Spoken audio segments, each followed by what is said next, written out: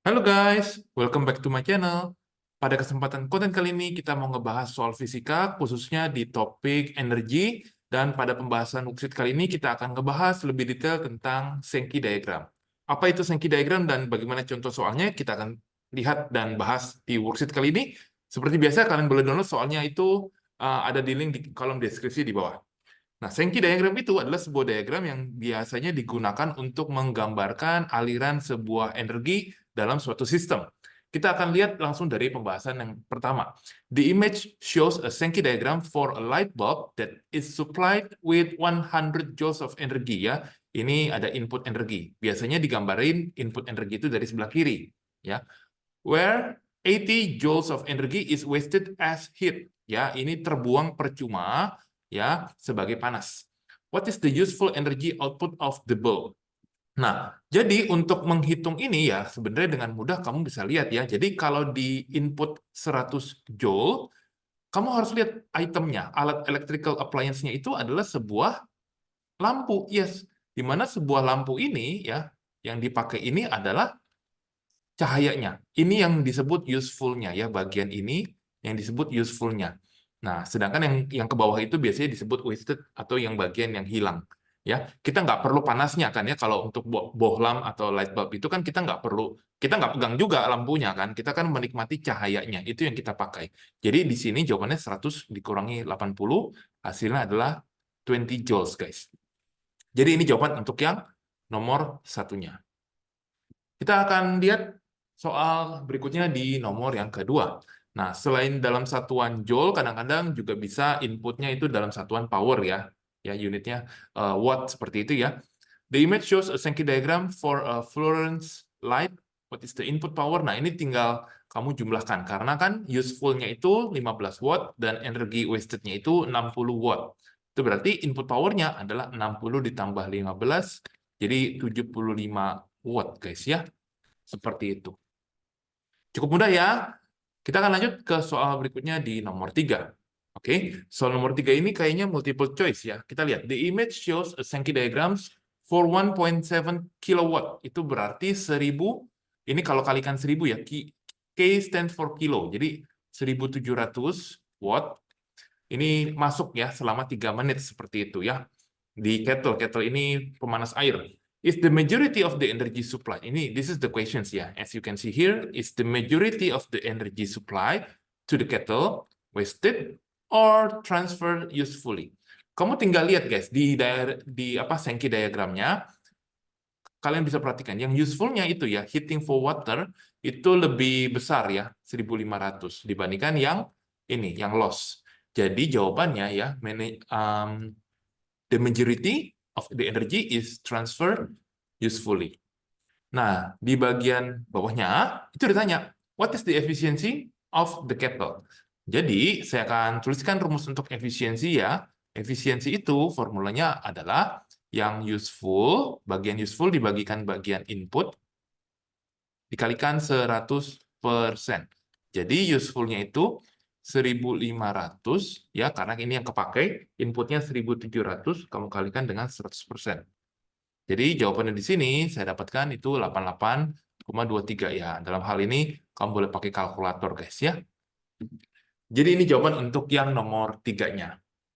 Kita akan lanjut ke soal berikutnya di soal yang nomor 4 guys. Nah, soal nomor 4 ini lumayan banyak nih pilihannya. Oke, kita lihat ya guys ya.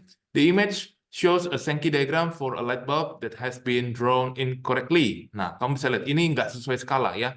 Jadi kita lihat input powernya itu 100. Nah, kamu lihat tuh energi wasted-nya 20 tapi kok lebar banget ya.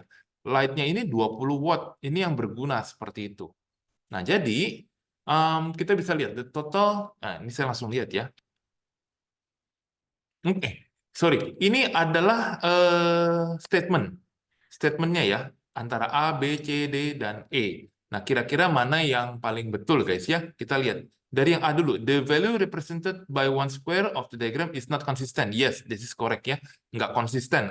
Kenapa yang ini 100 watt lebarnya segini, tapi yang 20 watt bisa juga lebarnya sama lebar gitu ya. Jadi A betul, tidak konsisten. Kemudian kita lihat apa lagi, guys. Oh, ini. total output power is not equal to total input power. Ini juga betul. Masa dimasukin 100, kamu perhatikan, yang masuk 100, yang keluar 20 sama 20. Masa yang keluar cuma 40? Ya, tidak mungkin ya. A betul dan E itu juga betul. Nah, kemudian mana lagi? D, kita lihat. Two output arrows both represent 20 watt, but they are different width. Ya, ini juga betul ya. Masa masing-masing yang keluar 20 watt, tapi lebarnya beda sih gitu. Jadi yang betul, ya statementnya ini adalah bagian yang A, D, dan yang E saja. Oke guys, kita akan lanjut ya. Semoga masih tetap semangat. Kita lanjut ke soal yang nomor 5. Diagram A is a Sankey diagram of, ini lagi-lagi ya, jadiin watt 1800. Kalau yang B ini 80 watt seperti itu. Jadi ini 1800, ya ini hanya 80 watt seperti itu. Nah, pertanyaannya, device mana yang lebih efisien? A atau yang B? Nah, berarti kita harus tahu dulu. Berarti ini kan diminta ngitung FD ya, berarti kita hitung aja. Ingat ya, rumus efisiensi itu formulanya adalah, apa guys tadi? Yang useful dibagi inputnya, kamu kalikan dengan 100%. Nah, yang useful-nya ini itu kalau untuk si kettle yang di atas 1600 ya. Jadi ini 1600 dibagi 1800, kamu kalikan 100%, hasilnya saya dapetin 88,8%.